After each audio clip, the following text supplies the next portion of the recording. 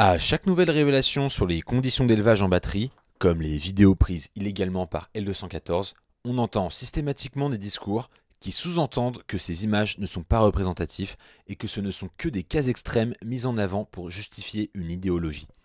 Alors, je ne sais pas si ces gens se mentent à eux-mêmes pour ne pas sortir de leur zone de confort, ou bien s'ils n'ont même pas pris la peine de faire une simple recherche internet, mais il est grand temps qu'on cloue le bec à ce discours.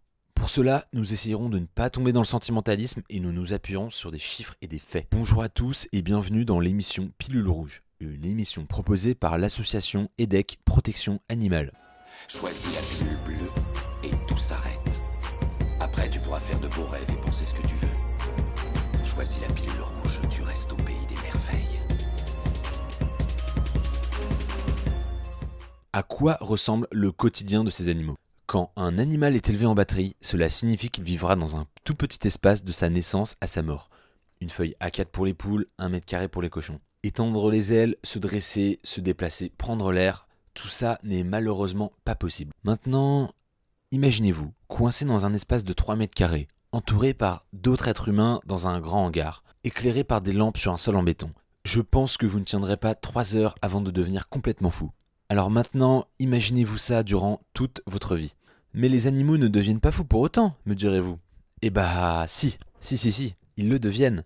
Les cochons se mordent entre eux jusqu'au sang. Les poules tentent de se tuer entre elles. Mais alors, rassurez-vous, les éleveurs ont développé des techniques pour éviter cela, comme leur limer les dents à vif ou leur couper le bec. En effet, dès le début de leur vie, des mutilations sont pratiquées pour, je cite, adapter les animaux à la claustration, à la surpopulation des élevages et au goût des consommateurs. Alors, dans ces mutilations, on retrouve les pointages des becs, le dégriffage, la coupe des queues, le rognage des dents de cochon, l'écornage des veaux et bien sûr la classique, la castration des porcs, des veaux et des chapons, à vif bien entendu. De plus, par souci de rentabilité et manque de contrôle, un manque d'hygiène est souvent présent. Pour tout vous dire, les conditions de vie sont tellement atroces que beaucoup meurent avant maturité. Dans les élevages de lapins, ils sont plus de 25% à trépasser des conditions de vie et 20% dans les élevages porcins. Cela signifie quand même que malgré une perte de 20% de leur bétail, les économies engendrées par le manque de soins rendent la chose rentable. Donc maintenant, je vous laisse imaginer à quel point ce manque de soins est grand. Mais maintenant, la question que vous pouvez vous poser, c'est ces élevages décrits représentent-ils vraiment la réalité ? N'est-ce pas une minorité de sombres élevages situés en Roumanie ou je ne sais où ? Eh bien non, pas du tout. Les chiffres parlent d'eux-mêmes. Selon un rapport de l'Itavi et du CNPO, en France sont élevés en batterie 69% des poules pondeuses, 83% des poulets de chair, 95% des cochons et 99% des lapins. Donc non, que cela vous plaise ou non, tout ce que j'ai cité plus haut, ce n'est absolument pas une minorité, c'est même pour ainsi dire la norme. Mais alors, à qui la faute ? Est-ce aux éleveurs ? Est-ce aux consommateurs ? On ne détaillera pas ici pour ne pas s'éloigner du sujet, mais retenez quand même que, au vu de la consommation d'un Français moyen, on ne peut pas produire assez de viande pour 70 millions de Français sans industrialiser. Et on ne peut pas industrialiser la vie et la mort sans produire énormément de souffrance. C'est comme ça, c'est un fait, après, libre à vous d'en juger.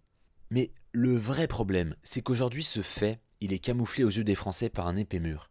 Et que pour avoir accès à la vérité, aux images, des citoyens ont été obligés d'enfreindre la loi en s'infiltrant et en filmant. Ces braves citoyens ont tous été condamnés par la justice française pour violation de propriété privée, de manière si violente qu'ils disent eux-mêmes qu'ils vont devoir arrêter, abandonner. Et dites-vous bien que s'ils tombent à chaque fois sur des images horribles, ce n'est pas pour rien, ce n'est pas un coup de chance. Ils n'ont pas une clé USB remplie d'images où les cochons chantent et dansent. Alors, en espérant que ce mur tombe un jour et que la pilule est bien passée, je vous remercie d'avoir regardé le premier épisode de cette série nommée Pilule Rouge, lancée par EDEC Protection Animale. N'hésitez pas à mettre un maximum de pouces bleus, à vous abonner avec la petite clochette et à réagir en commentaire.